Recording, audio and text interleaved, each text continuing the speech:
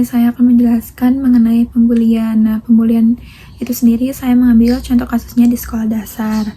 Jadi, pembulian itu apa sih? Pembulian itu merupakan salah satu masalah yang serius yang kerap terjadi di lingkungan sekolah, termasuk di tingkat sekolah dasar. Salah satu contoh kasus yang dapat diangkat adalah seorang siswa yang bernama Adi yang sering menjadi korban intimidasi dari teman-teman sekelasnya.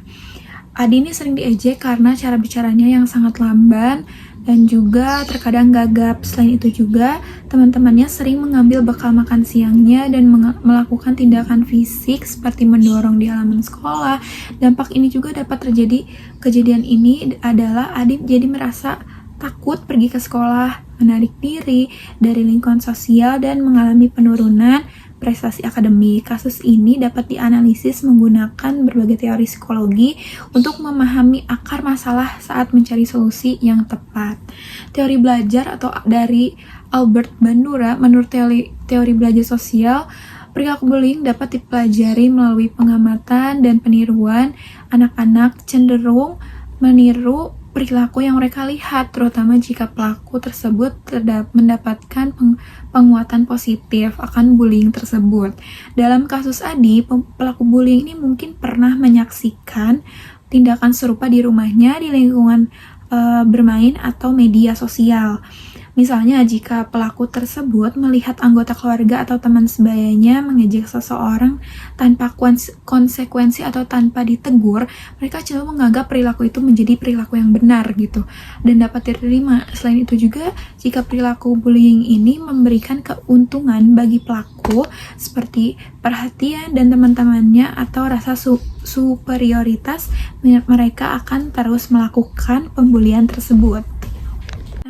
Pendekatan solusinya berdasarkan analisis teori yang sudah saya sebutkan tadi, berbagai pendekatan untuk mengatasi kasus bullying seperti yang dialami oleh Adi. Yang pertama solusinya yaitu edukasi dan kesadaran. Guru dan staf itu sekolah perlu memberikan edukasi kepada siswa tentang pentingnya empati, toleransi, dan menghormati perbedaan. Program anti-bullying dapat diterapkan untuk meningkatkan kesadaran siswa mengenai dampak negatif bullying. Yang kedua, ada intervensi sosial. Sekolah dapat membentuk kelompok teman sebaya yang mendukung korban bullying. Dengan demikian, korban seperti Adi dapat merasa lebih diterima dan aman di lingkungan sekolah. Yang ketiga, ada keterlibatan orang tua. Orang tua pelaku dan korban maksudnya perlu dilibatkan dalam proses penyelesaian masalah.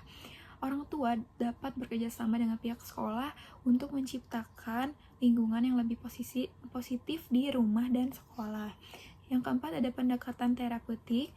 Nah, konseling dapat diberikan kepada korban dan pelaku bullying. Konseling membantu korban memulihkan rasa percaya dirinya dan membantu pelaku memahami dampak buruk dari perilaku mereka serta mengembangkan keterampilan sosial yang sehat.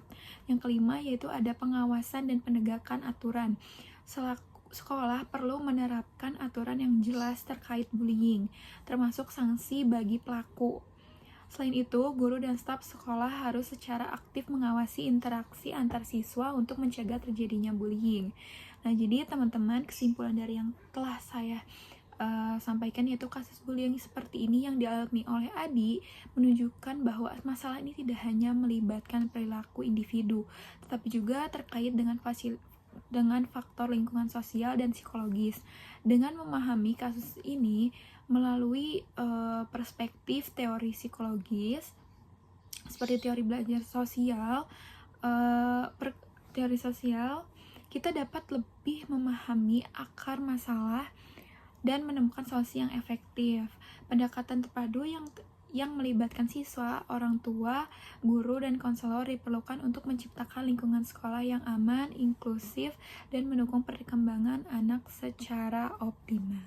Baik teman-teman, itu sekian video dari saya mengenai pembulian. Contoh kasusnya itu dari Adi, siswa kelas 4 yang dibullying oleh teman sebayanya. Sekian video dari saya, bye-bye.